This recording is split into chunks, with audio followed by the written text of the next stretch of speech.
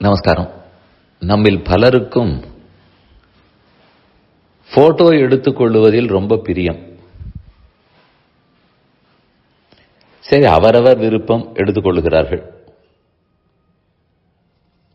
நம்மை நாமே கண்ணாடியில் பார்த்துக் கொள்ளுகிறோம். அதேபோல் போட்டோவில் பார்க்க வேண்டும் என்கிற ஆசை இருக்கலாம்.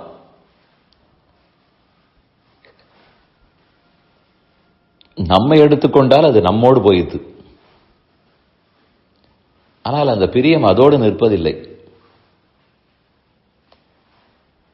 கல்யாணங்களுக்கு போனாலும், பொது இடங்களில் இருந்தாலும், கோவிலுக்கே சென்றாலும் அங்கெல்லாமும் போட்டோவின் பேரில் அலாதி பிரியம். எங்கு யாரை பார்த்தாலும் அவரோடு ஒரு போட்டோ. இப்போதெல்லாம் அதை எடுப்பதற்கு மற்றொருத்தர் கூட தேவையில்லை, நம்மை நாமே எடுத்துக்கொள்ளலாம்னு வந்துவிட்டது. முன்னாட்களில் எல்லாம் ஒரு குழந்தை என்றால் 1 வயதுக்கு முன்னால் போட்டோ எடுக்கக்கூடாதுன்னு சொல்லுவார்கள்.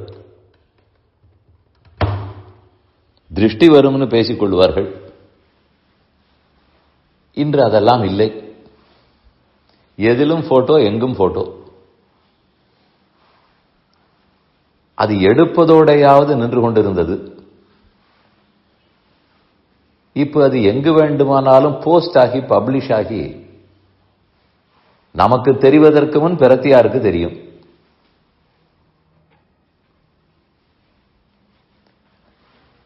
இதில் பிரியம் வைத்திருக்கிற எல்லாருக்குமே தெரியும். இதனால் உண்மையில் எந்த ஆனந்தமும் வந்துவிடாது. ஏதோ ஒரு அந்த நிமிஷத்து மகிழ்ச்சி வந்தா போலே இருக்கும். அப்புறம் அது நிற்காது, வடிந்துவிடும். இத்தனை போட்டோ எடுக்கிறோமே, இதை என்றாவது திரும்ப உட்கார்ந்து பார்ப்பதற்கு கொஞ்சம் நேரம் இருக்குமா? பார்த்து இருக்கிறோமா? அதை சேவ் பண்ணி வைப்பதற்கெல்லாம் காசு கொடுத்து உபகரணங்களை வாங்கி அதுவும் பண்ணி வைப்போம். ஆனால் என்று பிரித்து பார்ப்பது? ஏதோ சில அக்கேஷன் நினைவில் இருக்க வேண்டும் என்பதற்காக எடுத்து வைக்கலாம். அதற்கு மேல் அதற்கு என்ன லாபம்? நீங்கள் கேட்கலாம், இதனால் உமக்கு என்ன நஷ்டம்? எங்களுக்கு பிடித்திருக்கிறது, செய்து விட்டு போகிறோம். செய்யலாம். அது எங்கு போய் நிற்கிறது? பொது இடம், கோவில்கள். இது ஒவ்வொன்றாக பிரியம்னு சொல்ல போக, கோவிலில் போய் அங்கிருக்கும் சிற்பங்கள், மண்டபங்கள், கோபுரங்கள் அத்தோடு சேர்ந்து எடுத்துக்கொள்ள வேணும்னு பார்ப்போம். கோவில் என்பது கும்பிடுவதற்கு இடம். பெருமாய் வணங்க வந்திருக்கிறோம், வேண்டவும் வந்திருக்கலாம்.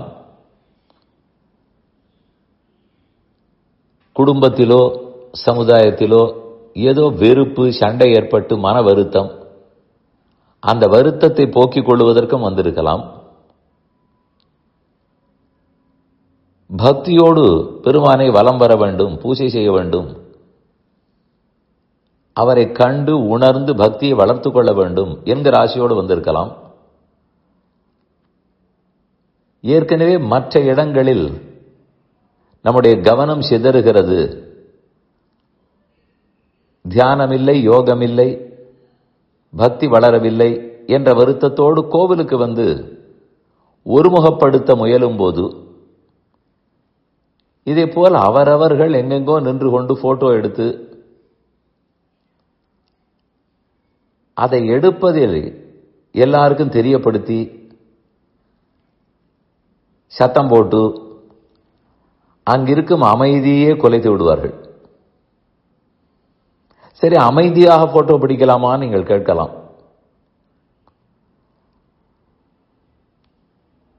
முதலில் அது கோவிலுக்கும் போட்டோ பிடிப்பதற்கும் சம்பந்தமில்லாத விஷயம். சரி, அப்படி என்றால் அந்த பெருமானை பிடிக்கலாமா என்றால் கூடாதுதான். பின் எதற்காக இங்கு போட்டோ அனுமதி இல்லைன்னு போடுகிறார்கள்? கோவிலில் போடவில்லையா?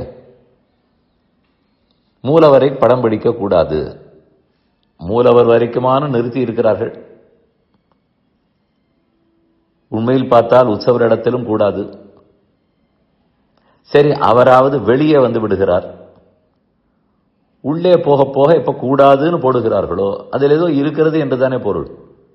இல்லை என்றால் எங்கும் எப்படியும் பிடித்துக் கொள்ளலாம்னு போட்டிருப்பார்களே. நாம் 2-3 பேர் சேர்ந்து ஒரு இடத்தில் நின்று எடுத்துக்கொள்வதோ,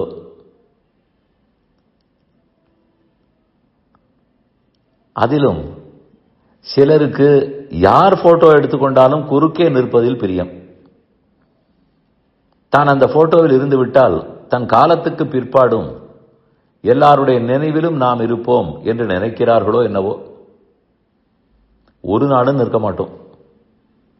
நம்முடைய பண்பு நன்றாக இருந்தால், ஊருக்கு உதவி இருந்தால் மனதில் நிற்போம். அதுவே துர்லபம். அதற்கு மேல் போட்டோவில் குறுக்கே நின்றதுனாலேயா எல்லார் மனதில் நிற்க முடியும்? சொன்னாலும் அவர்களுக்கு புரியாது, கேட்டுக்கொள்ள மாட்டார்கள். தாங்கள் ஏதோ பெரியதாக சாதித்து விட்டதாக நினைப்பார்கள். இந்த போட்டோ எடுக்கிறேன்னு சொல்லிவிட்டு அதை தூக்கி தூக்கி பிடிக்க பெருமானை சேவிப்பதற்கே அது பெரிய தடங்கல்.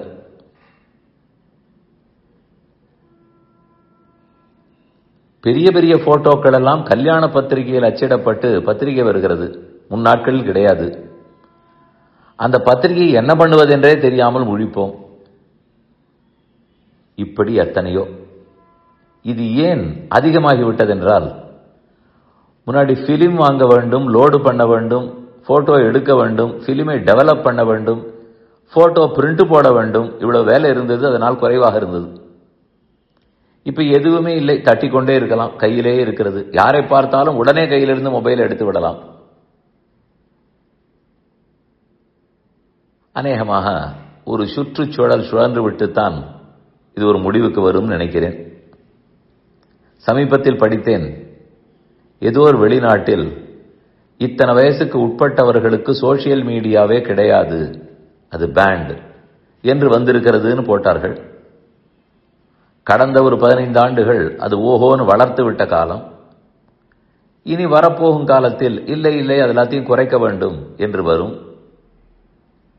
2 இடத்திலும் நிதானம் தவறாமல் இருக்க வேண்டும்.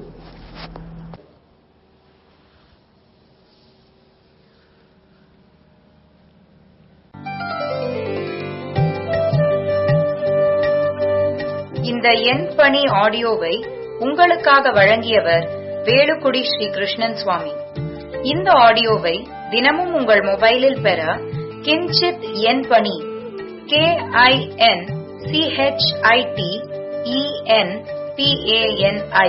என்ற ஆப்பை கூகுள் பிளே ஸ்டோரிலோ அல்லது ஆப்பிள் ஐ ஸ்டோரிலோ டவுன்லோட் செய்து கொள்ளவும். தினம்தோறும் இது போன்ற உபன்யாசங்களை கேட்டு மகிழவும்.